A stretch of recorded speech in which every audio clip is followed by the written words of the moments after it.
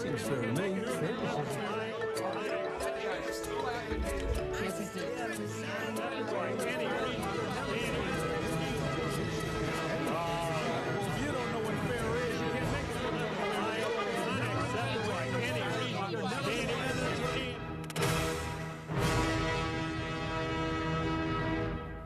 Donnybrook is made possible by the support of the Betsy and Thomas Patterson Foundation and the members of 9PBS.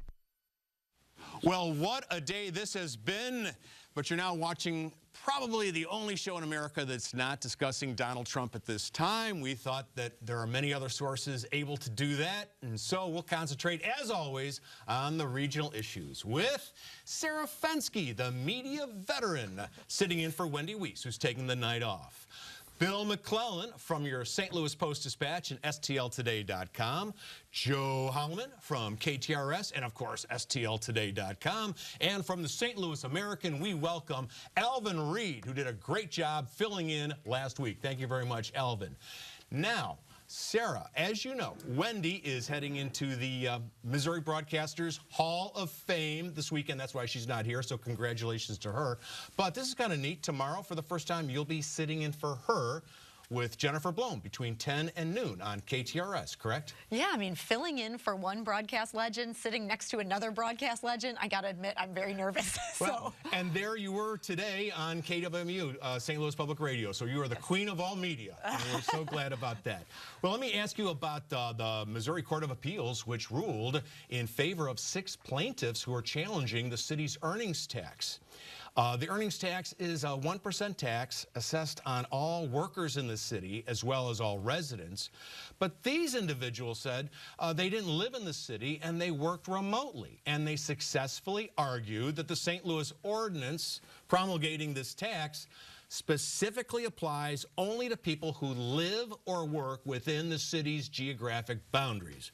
But it's going to cost money. What's your analysis? Well, so attorney Beavis Schock brought this case, and I think they did a good job of making the case that the city had arbitrarily changed the way it calculates these things during COVID. You know, more people who used to come to St. Louis office buildings are suddenly typing at home on their couches. The city had always kind of issued these refunds to people who asked for them, who said, yes, I work for a St. Louis company, but I don't actually come into the office. Well, I think they started panicking a little bit, seeing how many people were requesting them. They stopped giving them, and this lawsuit, the city lost. You're not allowed to just arbitrarily change the rules.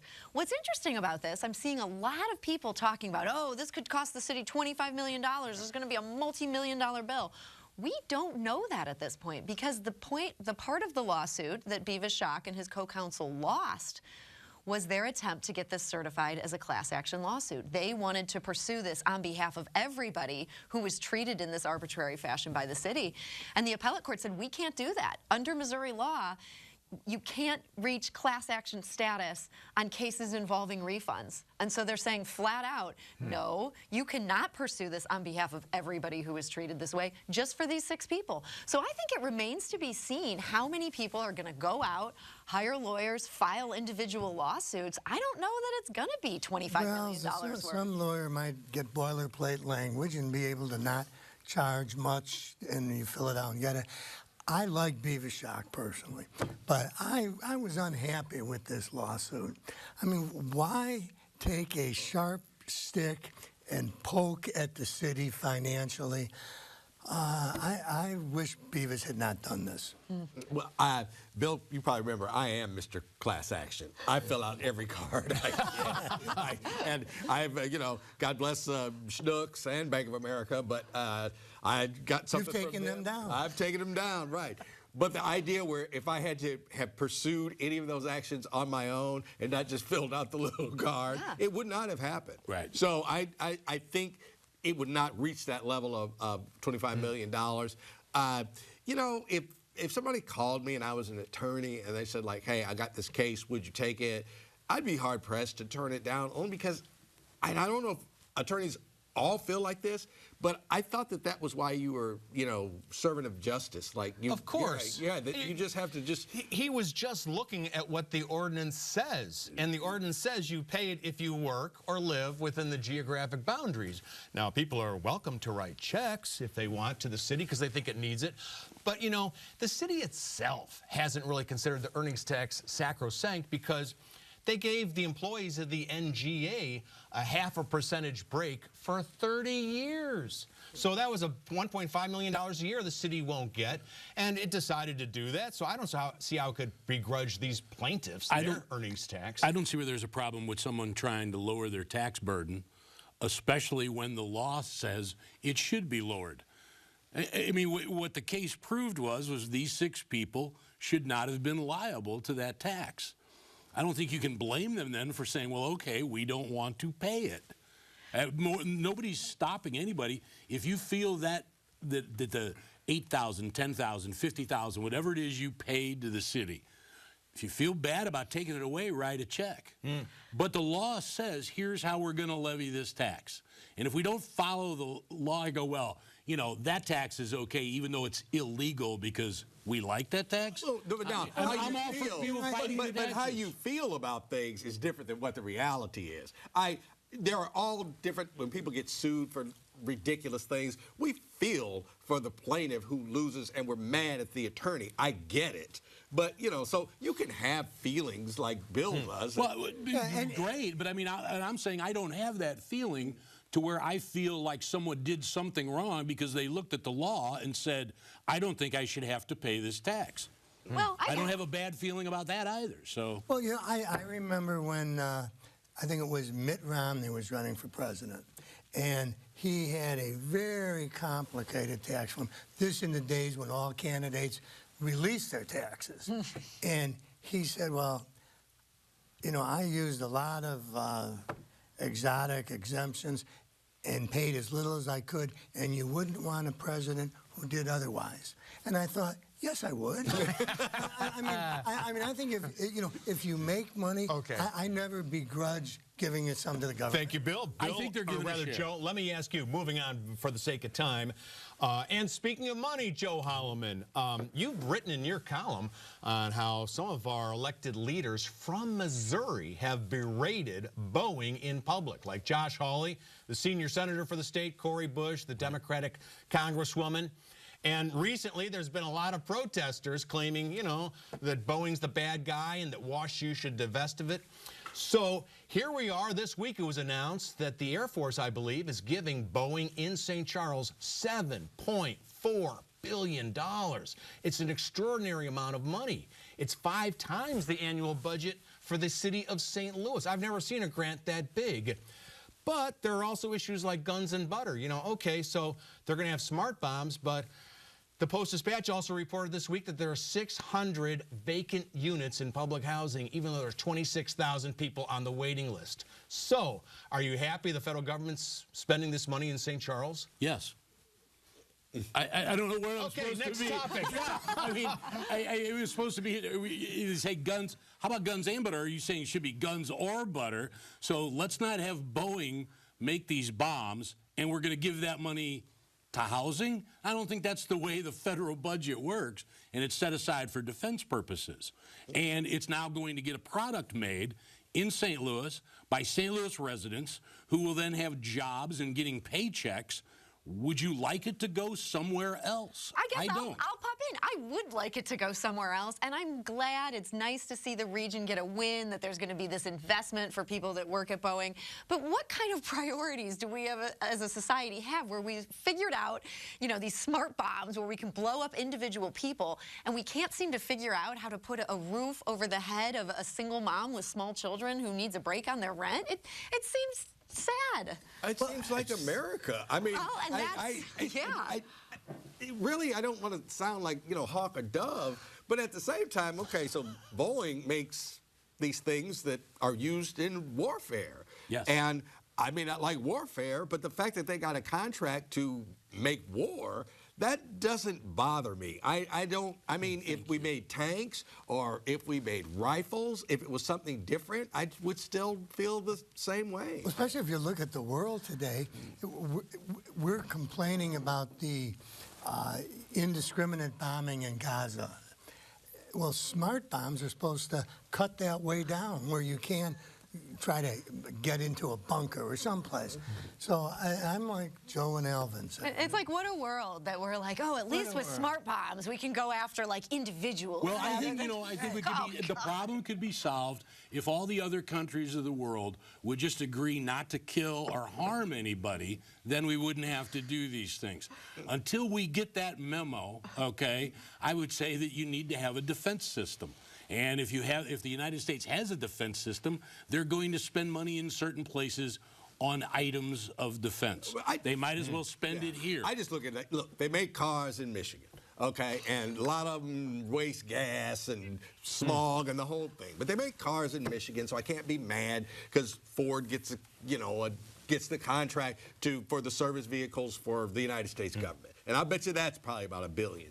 It could be. Yeah. Alvin, let me ask you about money in Kinloch, population 260 or 300. It's in North County. And 2 years ago, the Sam Page administration in St. Louis County promised that they would refurbish the playground there, $1.5 million. But since then, there's been inflation, as everybody knows, and the project cost is now $2.5 million. But nothing has started. There's been nothing going on. And it seems to me there's kind of a pattern here. The North County Police Precinct is not started, really, even though the South County Police Precinct, which was launched at the same time, is now open and ready for business. Remember that indoor track facility that we were going to get? That's been kiboshed for some reason by St. Louis County. That was also in North County. Is North County purposely getting the shaft because a couple of its representatives on the county council have opposed Sam Page's budget? I think if that were the case, we'd hear a lot more from Reid and Shalonda Webb, because I really feel if they felt that, they would be saying that very loud. Okay, this project for Kinloch, Kinloch's just a very small place. Things have changed. Another $1 million, we're up to 2.5. I think that's too much to spend on a playground in Kinloch where the population is not that high. The indoor bike track or whatever, that was just a stupid idea. All right, now the precinct, I would have no problem with that. I'm all for building police to protect the people that need protection. So I look at those differently, but I can't be mad at county government for not spending $2.5 million on a playground in Kinloch. I just don't see how you spend $2.5 million for a park in a town of 250. I mean, it seems to me that there's better use of money in Kinloch for the 250 people who remain. It's certainly not a growth area. I mean, that's basically, after the airport expanded, it spelled the death knell for Kinloch. And it's kind of hung on and hung on and hung on. But it is so close to that Schnucks headquarters. Clayco's moving up there. Express Scripts is around the corner. Out there, yeah. I mean, it's really happening. I was up there today just to see this playground, and nothing has happened.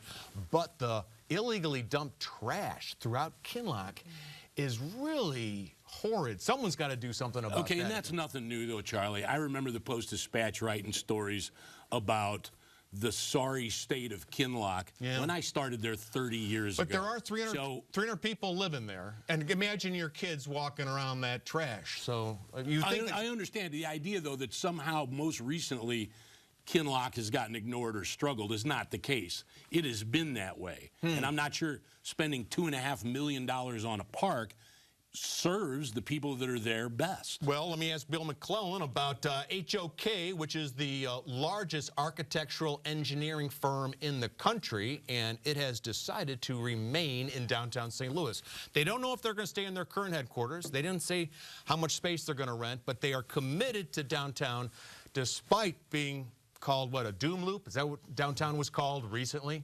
Right. What do you think about that, Bill? I think it's wonderful news. I mean, unless they turn around and say, I'm not going to pay that earnings tax.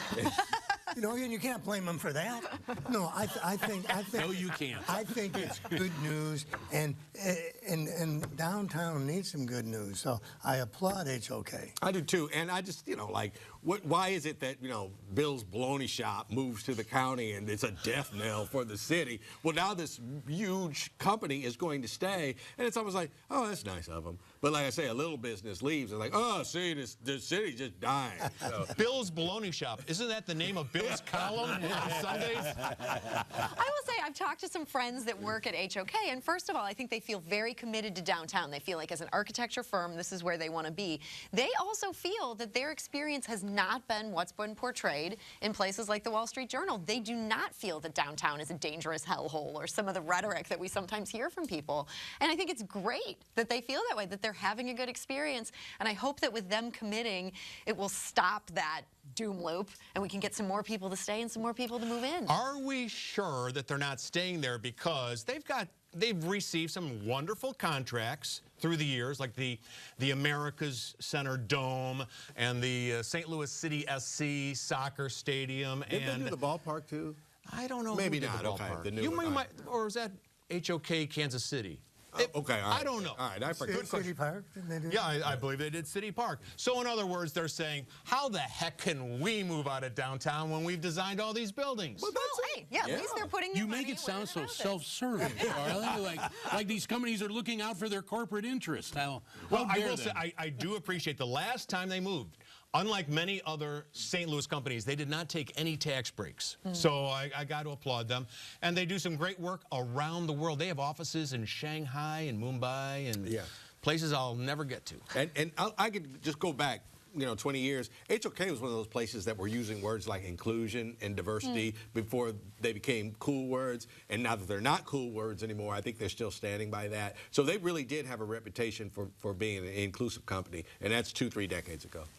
Sarah Fenske, you were mentioned this week in I guess it was a podcast or a talk show on St. Louis Public Radio because Jason Purnell, formerly of WashU, was interviewed. He's now with the McDonald Foundation, and they referenced an earlier interview you did with him years ago.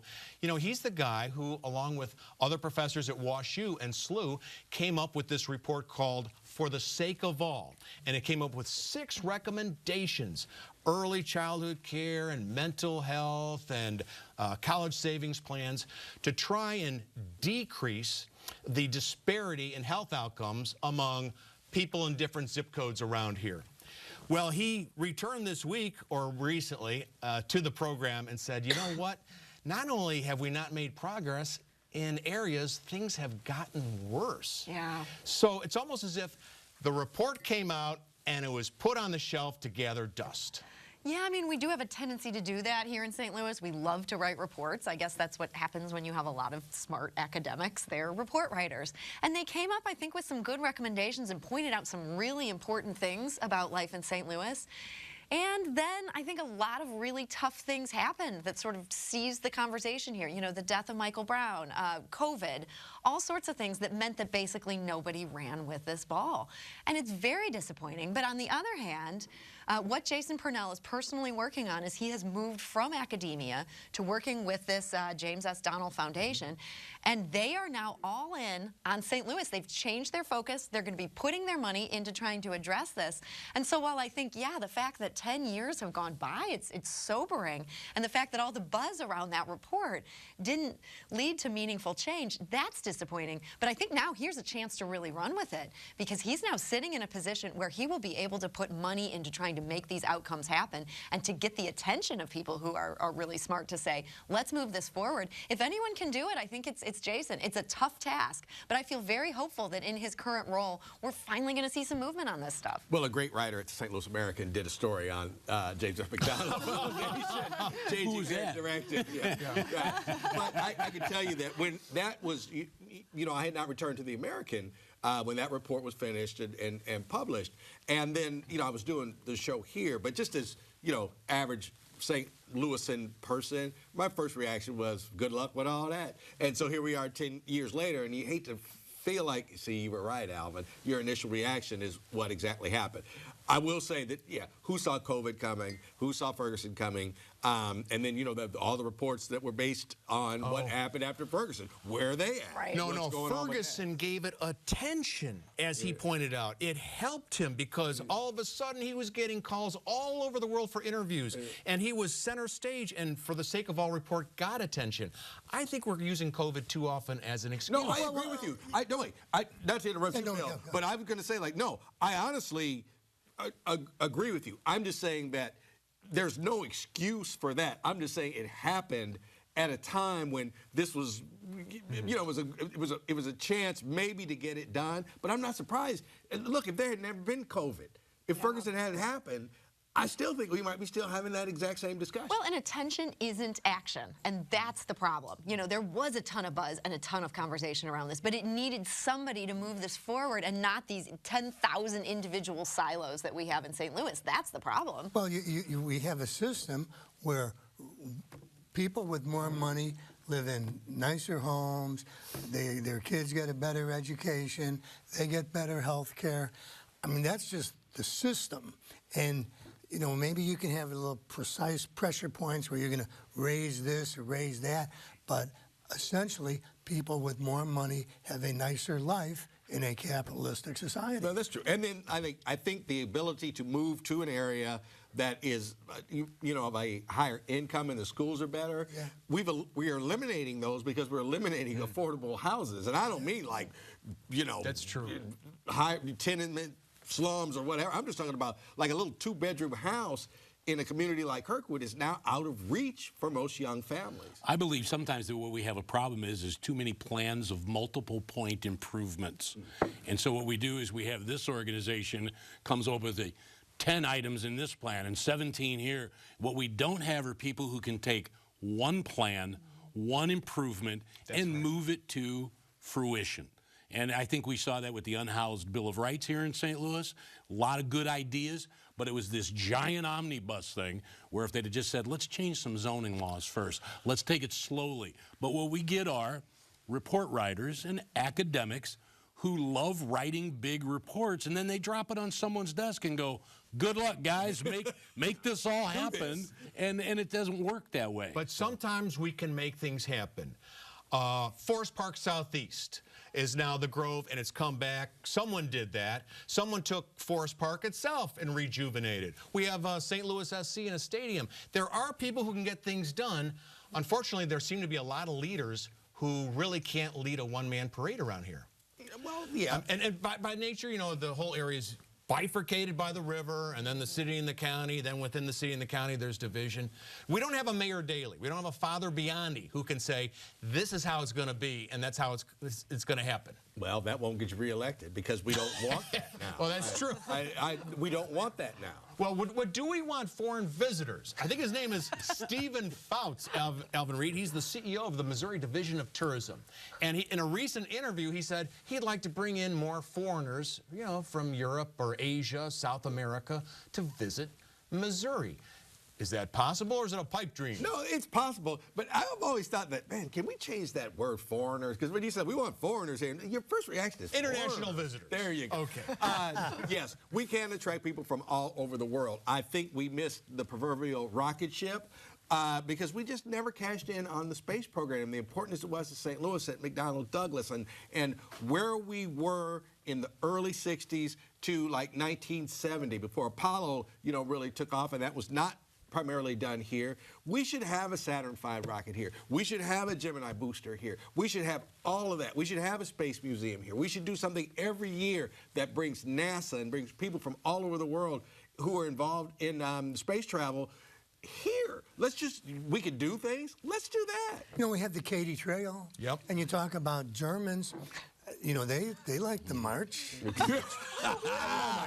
mean, the Volksmarch or something they call it. You know, and I was hoping that the Hoffmans in Augusta were going to make that a international destination. For wine. But I can see Germans, We'll figure it out. So when I lived in Arizona, we did have a constant influx of Germans. The Germans are obsessed with kind of like the Wild West. They used to read these novels about it, apparently, that got them all interested in this. I don't know that Missouri has this kind of like cachet of cactuses or the Grand Tetons or some of these things that draw these international visitors. Daniel Boone. Whoa, Bentonville did it. They're now a hiking, biking destination from the outhouse to the penthouse, Joe. Indeed, they are, with a remarkable art museum down there, Crystal Bridges, which I had the opportunity to just see earlier this week and was impressed, to say the very least. It also didn't hurt that Alice Walton basically opened up her checkbook and started buying things, bless her heart. To the extent that the Modern Museum of Art in New York City urged its members to no longer sell to Arkansas. That's true, yeah, because too many items were going there. I think we should exploit Chuck Berry, the founder of rock and roll, Josephine Baker, Maya Angelou, Tina Turner, because those are international figures, and if we had museums for them. Well, if we had nightclubs that you could go in and it was like a Tina Turner show or something. Or how about the Isley Brothers? They live here. Why aren't they performing once a month at Blueberry Hill? You know, Joe Edwards, are you out there? There you go. Hey, Clarence, Ernie, let's do it. Okay, well, if you have something on your mind, send it to us like Melissa Bauer did. Melissa in St. Louis wrote, what if the NFL settlement money was used to purchase the Railway Exchange building and the circular former hotel building? That's the Millennium. Thank you, Ms. Bauer. Maureen Connolly of St. Louis wrote, please remind Wendy and Bill to call Kara Spencer and Tashara Jones by their full or last names. They are never simply Kara and Tashara. Thank you, Maureen. Ann Matuszek of St. Louis wrote, I love Donnybrook, but sometimes it's difficult to hear everyone when all of you are having your polite conversation. Well, maybe it's the cicadas talking too loudly. Hey, we also got this on the 9 line from Betsy. Hi, my name is Betsy, and I live in the city, and I'm calling about the Riverfront Times that I am so sad to see it's going the same way as KDHX. I don't know what has happened to this city and the people that live here and our priorities and our likes and dislikes, but I really miss the old KDHX, and I will definitely miss the Riverfront Times. There was actually a Donnybrook viewer whose letter to the editor made the Post-Dispatch today. You can write us, care of 9 PBS, St. Louis, Missouri, 63108. Don't forget those emails, Donnybrook@9pbs.org, and on social media, use hashtag DonnybrookSTL. Call that 9 line like Betsy did at 314-512-9094, and listen to us on your favorite podcast source, available on major podcast platforms. That's it for this Trump-free program. Thank you very much for joining us. We'll see you next week. Donnybrook is made possible by the support of the Betsy and Thomas Patterson Foundation and the members of 9 PBS.